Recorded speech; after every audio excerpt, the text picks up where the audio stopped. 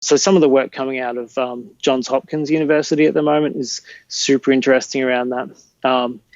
Over there, they're allowed to study psilocybin mushrooms as a form of therapy. We've actually got a trial down here in Melbourne as well. So there you're working with a very powerfully induced altered state. And what they're finding, they're doing work with people with end-of-life anxiety. So these are people with cancer or terminal illness. And they're life-changing. People are consistently reporting that it's one of the top 5, if not, top 1 or 2 experiences of their life. It's putting things in perspective. It's taking away their fear because they've got a sense of there's something else or there's a greater meaning or greater purpose.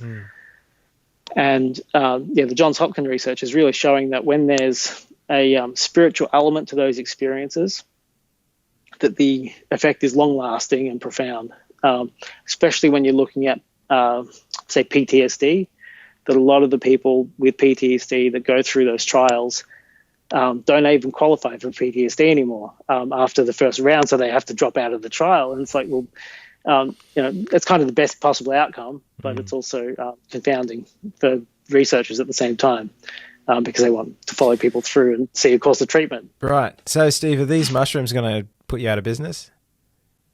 Well, so when you look through the foundations of the therapeutic use of those type of substances, they're looking at a few elements. They're looking at the substance itself, the mindset and the setting.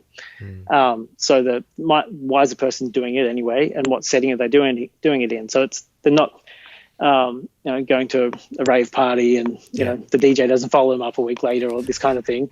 They're doing it in a really, really therapeutic setting with qualified people, and it's usually there might be 12 counselling sessions before and after and this kind of thing, whatever the protocol is. Right. But the other element is skill. So setting, substance, and skill.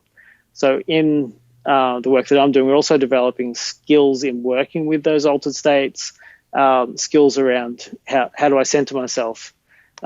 If my awareness expands right out and I'm getting all this new sensory information, how do I process that and make sense of it? Those kinds of things. So I don't think the psychedelic world's going to put me out of business in that sense, but it's definitely very, very interesting.